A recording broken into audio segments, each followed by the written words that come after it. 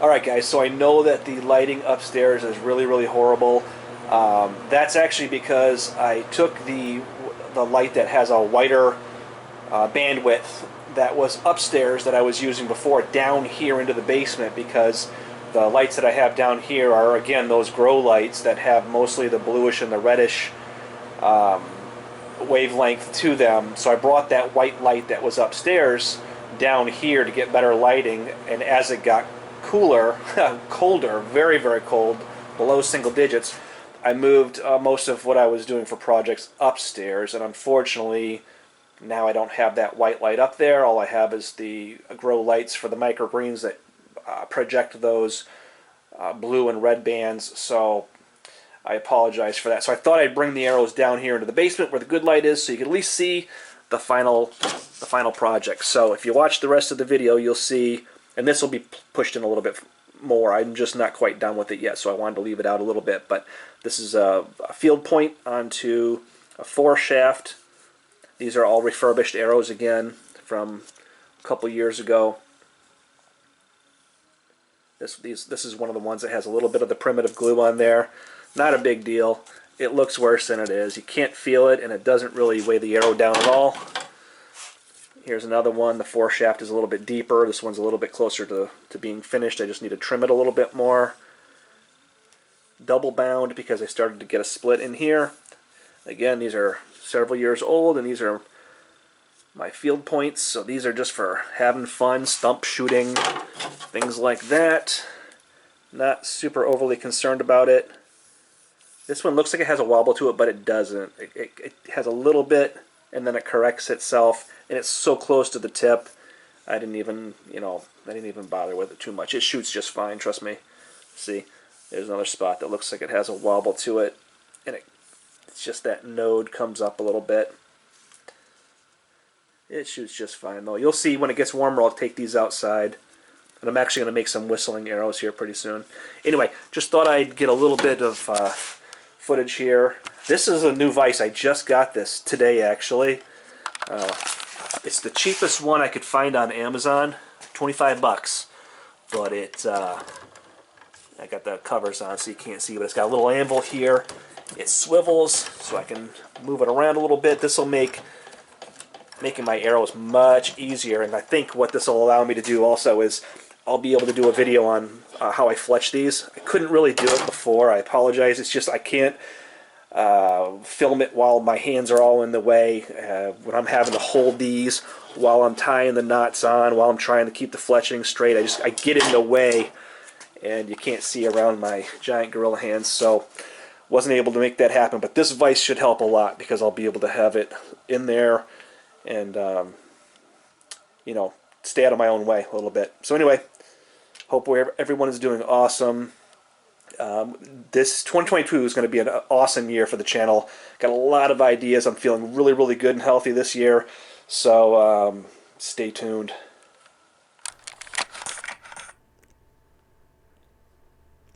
So here are the 3 arrows that I'm refurbishing. These arrows are, like I said, a couple of years old. As you can see, I've already refletched them off camera. It's just easier for me because I hadn't had the vise, so it was difficult for me to be able to film fletching them without getting in the way, and it just didn't add any value, so I didn't include it. You can see right there I have the Knox bound to prevent splitting from the string, from the kinetic energy that the string releases. And I've also got the arrows wrapped down towards the tip as well for the exact same reason, so that upon impact the foreshaft doesn't make the shaft split where the foreshaft meets. This one here, you can see I have a little bit of primitive glue on there. It looks a little bit ugly, but it doesn't add much weight to the arrow, and I can't notice any difference when it comes off the bow. I can't feel anything on my hands. But if it were a hunting arrow and not just a stump shooter, I'd probably not want to do that. That's a good view right there of where you can see where the foreshaft gets accepted into the arrow. And that's important because that way you can reuse the arrow with different types of foreshafts. Here's an example of an arrow that doesn't have that primitive glue on the fletchings. It's just a little bit lighter, a little bit cleaner looking, easier, much easier to refurbish later on down the road. But as you can see, there's an area there that should have been trimmed down a little bit better. These are stump shooters, so not a big deal, but if this was a hunting arrow, that would make a big difference. Again, I have the tip of the arrow wrapped, and in fact, I actually have it wrapped a little further down the shaft, if you notice. And that's because this arrow developed a split right there. So I wrapped it there as well, just to prevent that split from getting any worse.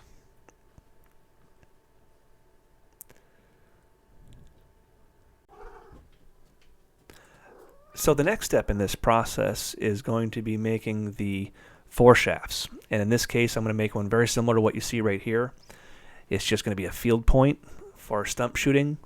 I could make it with a stone point. In fact, I have some that are made with stone points, but I'm not going to be shooting these into the straw. These are going to be going into stumps, so I want something with a little bit more forgiveness when it comes to the integrity of the point, and that's where these field tips come in.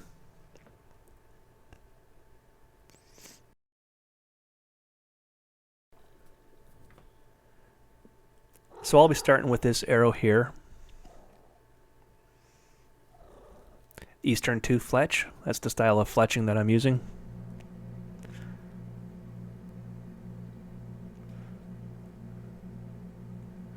Here's a piece of river cane that I'm going to be using to make the foreshaft out of. So the first thing I do, it's pretty elementary. You just make sure it fits. You may need to sand down the river cane, or you may need to drill the hole out a little bit deeper. Just be careful of the inner diameter of the walls of the river cane so you don't make them too weak, because if you make them too weak, even the wrapping on the tip won't prevent splitting. In fact, it will encourage sort of like a crushing effect, which is just as bad, and you just have to trim it down from that point and start over. Your arrow becomes shorter. This one appears to fit pretty good, so I'm going to mark it. This way, when I pull the river cane out, I'll have a pretty good idea of how deep the hole to accept the river cane is. You can hear my extremely dissatisfied producer here in the background, very upset that I'm not in bed, apparently where I belong.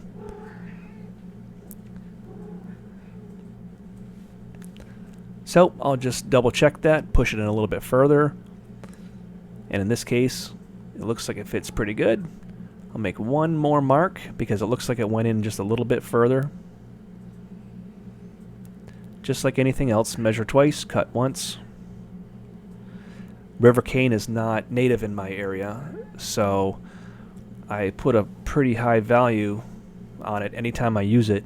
I try and get every last scrap out of it, save everything I have. And at this point, it looks like we're ready to move on to the next step.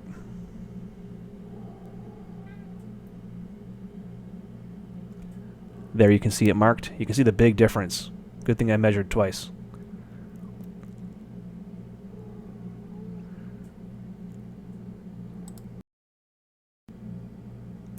So now I'm just going to select the field point. I happen to have two different sizes. One's a little bit more narrow on the inner diameter than the other one. So I'm going to choose the smaller diameter because I think it's going to fit the foreshaft a little bit better and just be a better fit for this particular arrow.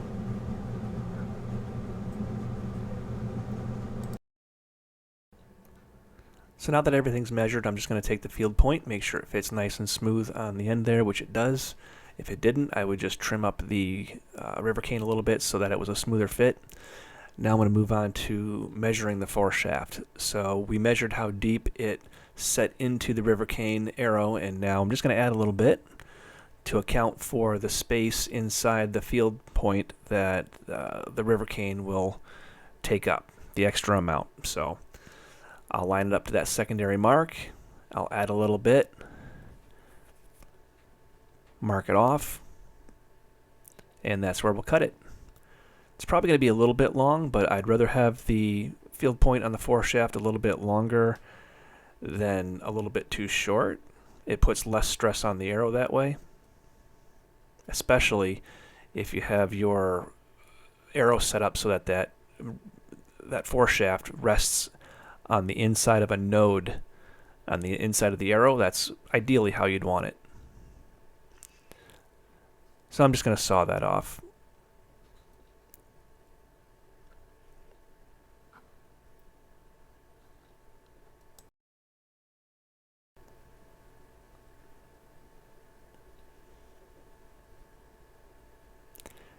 And there's your foreshaft, ready to accept the field point.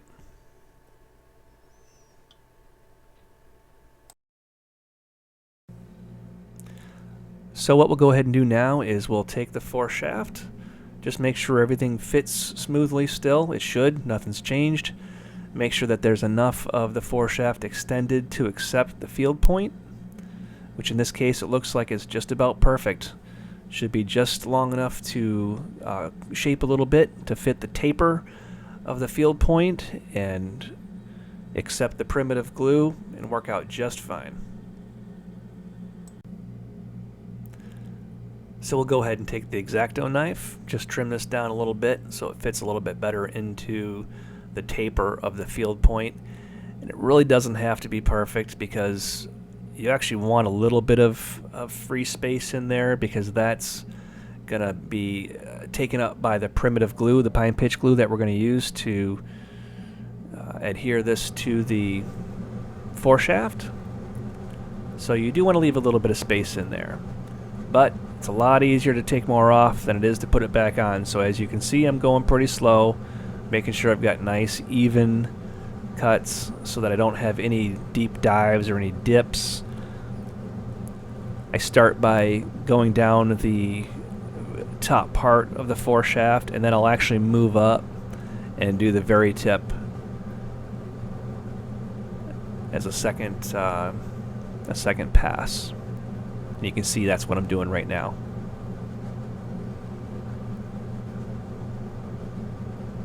Looks good.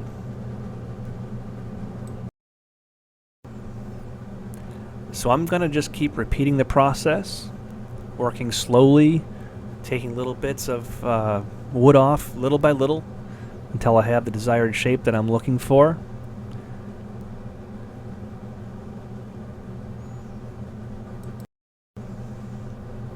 Periodically, I'll just take the field point, position it onto the foreshaft, see what type of progress I'm making. And then I'll just repeat the process until I'm finished and I have a good fit.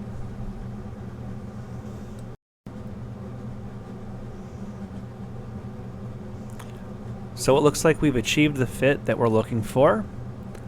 That should work just fine. Now we get to move on to the fun part.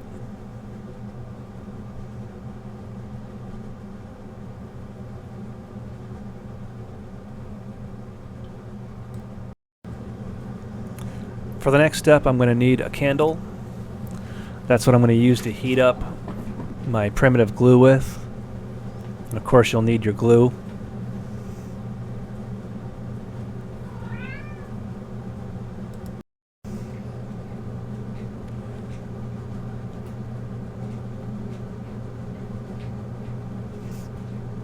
So I'll take my glue, I have it on this little lollipop here. I have a brand new one. If you look over to the your right-hand side of the screen, you'll see I have a brand new one. This particular one that I'm using, I've been working with for, I don't know, probably close to a year or so, and doesn't take much. So I'm just going to heat it up in the flame, get as much of it on there as I can, as quickly as I can before it starts to harden again. Just try and cover the whole thing. With this primitive glue, on a side note, you don't want to heat it any more times than absolutely necessary. Every time you heat it, it will burn off some of those terpenoids. And what that does is it makes the glue brittle. So it's more likely to break upon impact or crack as it's hardening. If you put a little bit of beeswax in your glue, it does help negate this a little bit, but this is just pure charcoal, pine pitch, and probably a little bit of scat, a little bit of deer scat in there. So I'm going to go ahead and just get this as covered as I can. Now we know there's going to be a little extra on there and it's going to push out. That's absolutely fine.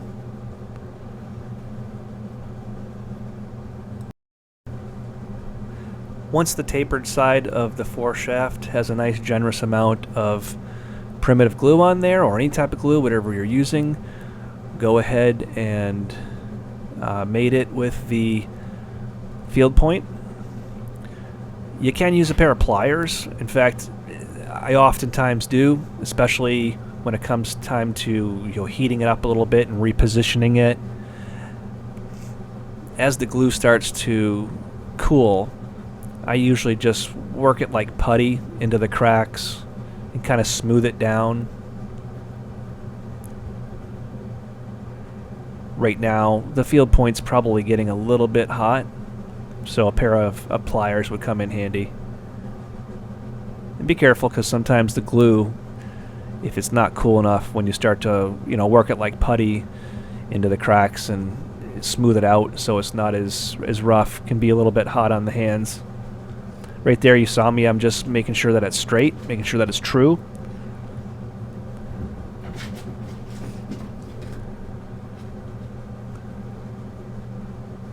Really important. You can have a straight arrow and it doesn't do you much good if you don't have a straight foreshaft.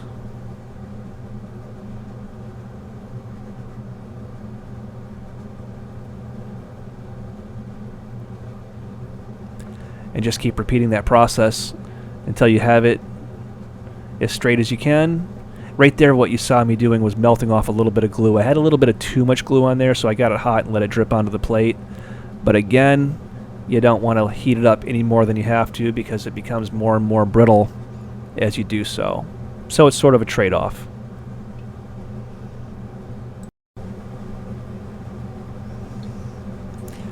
So now I'll just roll it on a flat surface, kind of like you would a pool cue, just to see if we're true.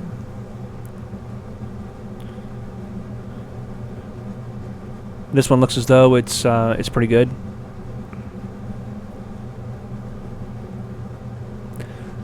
So we'll go ahead and fit it into the arrow.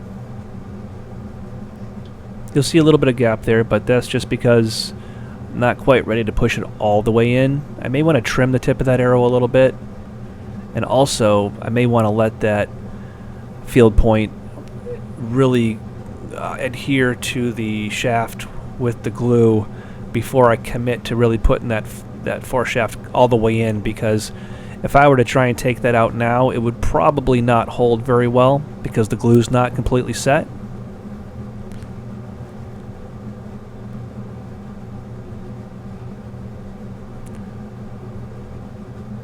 But for a preliminary fit, it seems to be working pretty well. I'm just going to go ahead and fine-tune this a little bit.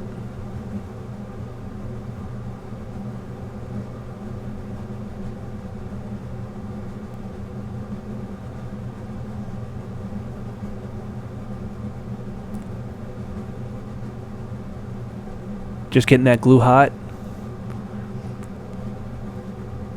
This is also a technique I use to encourage the foreshaft to stay tightly secured to the arrow, especially in a situation like this where I'm shooting stumps, I'm target practicing, so I don't necessarily want that foreshaft to slide out every time I take it out of a stump. I'd like it to stay in there if at all possible until I want it to come out. So if a little bit of that glue leaks onto the outside and creates a little bit of a bond between the end of the tip of the arrow and the foreshaft, that's okay. I'm good with that.